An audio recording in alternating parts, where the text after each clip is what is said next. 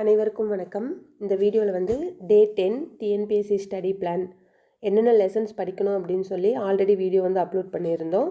அந்த லெசன்ஸ் படிச்சிட்டிங்கன்னா அதை வந்து ஒரு டெஸ்ட் மாதிரி போட்டு பார்க்குறதுக்காக தான் இந்த வீடியோ. கேள்விகள் பார்ப்போம். கேள்வி 1, மக்களவைத் தேர்தலுக்காக நமது நாடு எத்தனை தொகுதிகளாக பிரிக்கப்பட்டுள்ளது?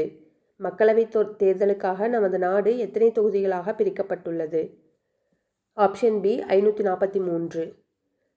கேள்வி 2, தவறானதை தேர்ந்தெடு. தொகுதி வரையறை சட்டங்கள். முதல் வரையறை ஆணைய சட்டம் 1952, இது வந்து சரியானது தான். இரண்டாவது வரையறை ஆணைய சட்டம் 1963, இது வந்து சரியானது தான். மூன்றாவது வரையறை சட்டம் 1973. நான்காவது வரையறை சட்டம் வந்து 2002, இது வந்து 2005ன்னு வந்து கொடுத்துருக்காங்க. இதுதான் வந்து தவறானது. கேள்வி 3, நிர்வச்சான் சதான் என்பது டேஷ். நிர்வச்சான் சதான் என்பது டேஷ். ஆப்ஷன் பி தேர்தல் ஆணையம். கேள்வி 4, இந்திய தேர்தல் ஆணையத்தின் அதிகாரங்கள் மற்றும் பணிகளில் தவறானதை தேர்ந்தெடு. இந்திய தேர்தல் ஆணையத்தின் அதிகாரங்கள் மற்றும் பணிகளில் தவறானதை தேர்ந்தெடு. இந்திய தேர்தல் ஆணையத்தோட பணிகள் வந்து நிறைய கொடுத்துருப்பாங்க. அது என்னென்னு கண்டிப்பாக படிச்சுக்கோங்க. அது வந்து டிஎன்பிஎஸ்சிக்கு ரொம்ப முக்கியம். இது வந்து 1 வந்து அரசியல் கட்சிகளுக்கு அங்கீகாரம் அளித்தல், இது வந்து தேர்தல் ஆணையத்தோட பணி தான். 2 வந்து தேர்தலில் போட்டியிடும் வேட்பாளர்களின் தேர்தல் செலவினங்களின் உச்சவரம்பினை இறுதி செய்தல், இது வந்து இந்திய தேர்தல் ஆணையத்தின் பணி தான். 3 வந்து நாடாளுமன்ற மற்றும் சட்டமன்ற உறுப்பினர்களின் தகுதி இழப்பினை முடிவு செய்தல், இது வந்து தேர்தல் ஆணையத்தின் பணி தான். 4 வந்து குடியரசுத் தலைவர் அல்லது மாநில ஆளுநரால் அனுப்பப்படும் மனுக்களை பரிசீலனை செய்தல், இது வந்து சரிதான். ஸோ தவறானது எதுவும் இல்லை. Option D. கேள்வி 5, ஒரு மாநிலத்தின் தலைமை தேர்தல் அதிகாரியை நியமிப்பது யார்? ஒரு மாநிலத்தின் தலைமை தேர்தல் அதிகாரியை நியமிப்பது யார்? ஆப்ஷன் சி இந்திய தேர்தல் ஆணையம். கேள்வி 6, எந்த சட்டத்திருத்தத்தின் மூலம் வாக்களிக்கும் வயது 21லிருந்து 18ஆக குறைக்கப்பட்டது? எந்த சட்டத்திருத்தத்தின் மூலம் வாக்களிக்கும் வயது 21லிருந்து 18ஆக குறைக்கப்பட்டது? ஆப்ஷன் சி 61வது சட்டத்திருத்தம். கேள்வி 7, கட்சித்தாவல் தொடர்பான தகுதி இழப்பு பிரச்சினைகளை இறுதி செய்பவர் யார்? கட்சித்தாவல் தொடர்பான தகுதி இழப்பு பிரச்சினைகளை இறுதி செய்பவர் யார்? ஆப்ஷன் சி சபாநாயகர். கேள்வி 8, வாக்காளர்களில் ஒரு பிரிவினர் தபால் வாக்கினை பயன்படுத்தி வாக்களிக்கும் வாய்ப்பு எந்த ஆண்டிலிருந்து ஏற்படுத்தப்பட்டது? வாக்காளர்களில் ஒரு பிரிவினர் தபால் வாக்கினை பயன்படுத்தி வாக்களிக்கும் வாய்ப்பு எந்த ஆண்டிலிருந்து ஏற்படுத்தப்பட்டது? Option D 1999. கேள்வி 9, வெளிநாடு வாழ் இந்திய குடிமக்களுக்கு வாக்குரிமை எந்த ஆண்டிலிருந்து வழங்கப்பட்டது? வெளிநாடு வாழ் இந்திய குடிமக்களுக்கு வாக்குரிமை எந்த ஆண்டிலிருந்து வழங்கப்பட்டது? Option B 2010. கேள்வி 10, இந்தியாவின் முதலாவது பொதுத் தேர்தல் நடைபெற்ற ஆண்டு. இந்தியாவின் முதலாவது பொது தேர்தல் நடைபெற்ற ஆண்டு. ஆப்ஷன் சி 1951 முதல் 1952. கேள்வி 11, இந்திய தேர்தல் ஆணையர்களின் பதவிக்காலம். இந்திய தேர்தல் ஆணையர்களின் பதவிக்காலம். ஆப்ஷன் சி 6 ஆண்டுகள் அல்லது 65 வயது வரை. கேள்வி 12, வரிசைப்படுத்துக. இந்தியாவில் தேர்தல் நடைமுறை, இது வந்து வரிசைப்படுத்த சொல்லியிருக்காங்க. 1 வந்து இதில் வந்து ஆப்ஷன் பி தான் வந்து சரியாக பொருந்திருக்கு. ஃபஸ்ட்டு வந்து தொகுதிகளை மறுவரையறை செய்தல். செகண்ட் வந்து தேர்தல் அறிவிப்பு. 3வது வந்து வேட்புமனு தாக்கல். 4வது வேட்புமனுக்களை சரிபார்த்தல். 5வது தேர்தல் பரப்புரை. ஆப்ஷன் பி வந்து சரியாக பொருந்திருக்கு. கேள்வி 13, தேர்தலில் இந்தியா பின்பற்றும் முறை. தேர்தலில் இந்தியா பின்பற்றும் முறை. ஆப்ஷன் ஏ முதல் நிலையை கடந்து செல்லுதல். FPTP அப்படின்னு வந்து கொடுத்துருப்பாங்க, அதுவும் ஒன்று தான், முதல் நிலையை கடந்து செல்லுதல். கேள்வி 14, சுதந்திரத்திற்கு பிறகு ரிசர்வ் வங்கி சட்டம் நிறைவேற்றிய ஆண்டு. சுதந்திரத்திற்கு பிறகு ரிசர்வ் வங்கி சட்டம் நிறைவேற்றிய ஆண்டு. Option B 1948. கேள்வி 15, இந்தியாவில் வங்கி குறைதீர்ப்பாளர் திட்டம் எந்த ஆண்டு முதல் செயல்படுத்தப்பட்டு வருகிறது? இந்தியாவில் வங்கி குறைதீர்ப்பாளர் திட்டம் எந்த ஆண்டு முதல் செயல்பட்டு வருகிறது? Option B 1995. கேள்வி 16, 1969ஆம் ஆண்டு எத்தனை வங்கிகள் நாட்டுடைமையாக்கப்பட்டன? 1969ஆம் ஆண்டு எத்தனை வங்கிகள் நாட்டுடைமையாக்கப்பட்டன? Option C 14. கேள்வி 17, மத்திய இயக்குநர்கள் வாரியத்தின் உறுப்பினர்களின் பதவிக்காலம் எவ்வளவு? மத்திய இயக்குநர்கள் வாரியத்தின் உறுப்பினர்களின் பதவிக்காலம் எவ்வளவு? ஆப்ஷன் பி 4 ஆண்டுகள். கேள்வி 18. பன்னாட்டு மறுசீரமைப்பு மற்றும் மேம்பாட்டு வங்கி மற்றும் பன்னாட்டு நாணய நிதியம் அதாவது ஐஎம்எஃப்பில் ஆர்பிஐ உறுப்பினரான ஆண்டு. Option B option C 1948 option A 1945, option A 1945 December 27. கேள்வி 19. ஆர்பிஐ அரசு பிணைகளை கொடுத்து வணிக வங்கிகளிடம் கடன் பெறும் வட்டி விகிதம். ஆர்பிஐ அரசு பிணைகளை கொடுத்து வணிக வங்கிகளிடம் கடன் பெறும் வட்டி விகிதம். Option B reverse repo rate அதாவது மீள் ரெப்போ விகிதம். கேள்வி 20. இந்தியாவின் முதல் வங்கியான இந்துஸ்தான் வங்கி நிறுவப்பட்ட ஆண்டு. இந்தியாவின் முதல் வங்கியான இந்துஸ்தான் வங்கி நிறுவப்பட்ட ஆண்டு. Option A 1770. கேள்வி 21. ஆர்பிஐயின் 4 மண்டல அலுவலகங்களில் பொருந்தாததை தேர்ந்தெடு. ஆர்பிஐயின் 4 மண்டல அலுவலகங்களில் பொருந்தாததை தேர்ந்தெடு. Option C Hyderabad. கேள்வி 22. பாரதிய மகிழா வங்கி எந்த ஆண்டு மகளிருக்கு வங்கி சேவை செய்ய தொடங்கியது? பாரதிய மகிழா வங்கி எந்த ஆண்டு மகளிருக்கு வங்கி சேவை செய்ய தொடங்கியது? Option D 2017. கேள்வி 23. தேசியமயமாக்கப்பட்ட வங்கிகளில் பொருந்தாததை தேர்ந்தெடு. ஆப்ஷன் டி இதுதான் தனியார் துறை வங்கி, மற்றது 3மே தேசியமயமாக்கப்பட்ட வங்கி. கேள்வி 24. அந்நிய செலாவணி இருப்புகள் போதுமானதாக இல்லாத போது ஆர்பிஐ எங்கிருந்து கடன் பெறுகிறது? அந்நிய செலாவணி இருப்புகள் போதுமானதாக இல்லாத போது ஆர்பிஐ எங்கிருந்து கடன் பெறுகிறது? Option B IMF.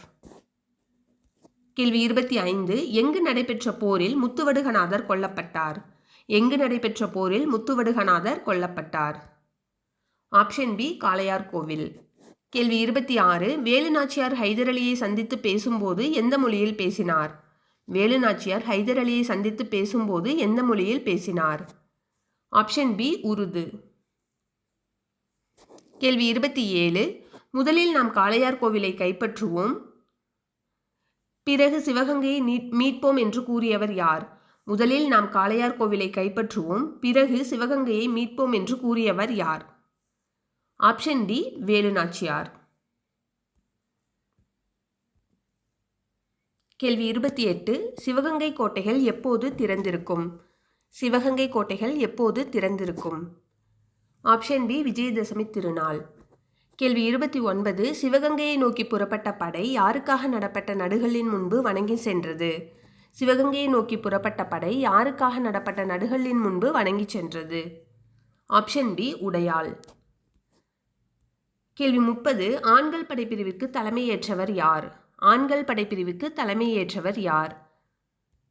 Option B Marudhu சகோதரர்கள். கேள்வி 31. வேலுநாச்சியார் சிவகங்கையை மீட்ட ஆண்டு. வேலுநாச்சியார் சிவகங்கையை மீட்ட ஆண்டு. Option A 1780. கேள்வி 32. சிவகங்கையை இழந்த எத்தனை ஆண்டுகளுக்கு பின்னர் அதை மீட்டனர்?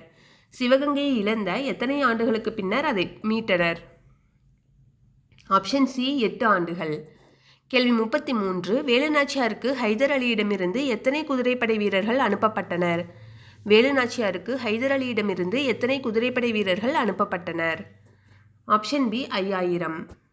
கேள்வி 34. எங்கு நடைபெற்ற ஆலோசனை கூட்டத்தில் வேலுநாச்சியார், அமைச்சர் தாண்டவராயர், தளபதிகள் பெரியமருது, சின்னமருது மற்றும் குறுநில மன்னர்கள் கலந்து கொண்டனர்? எங்கு நடைபெற்ற ஆலோசனை கூட்டத்தில் வேலுநாச்சியார், அமைச்சர் தாண்டவராயர், தளபதிகள் பெரியமருது, சின்னமருது மற்றும் குறுநில மன்னர்கள் கலந்து கொண்டனர்? Option A Dindigul. கேள்வி 35. விஜயதசமி நாளில் சிவகங்கை கோட்டைக்குள் செல்வதற்கு யாருக்கு மட்டுமே அனுமதி உண்டு? விஜயதசமி நாளில் சிவகங்கை கோட்டைக்குள் செல்வதற்கு யாருக்கு மட்டுமே அனுமதி உண்டு? ஆப்ஷன் பி பெண்கள். கேள்வி 36. இந்திய தேர்தல் ஆணையம் எத்தனை உறுப்பினர்களை கொண்டுள்ளது? இந்திய தேர்தல் ஆணையம் எத்தனை உறுப்பினர்களை கொண்டுள்ளது?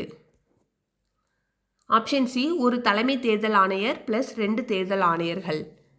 கேள்வி 37. ஒரு நாடாளுமன்ற அல்லது சட்டமன்ற தொகுதியின் வாக்காளர் பட்டியலை தயாரிக்கும் பணி யாருடையது?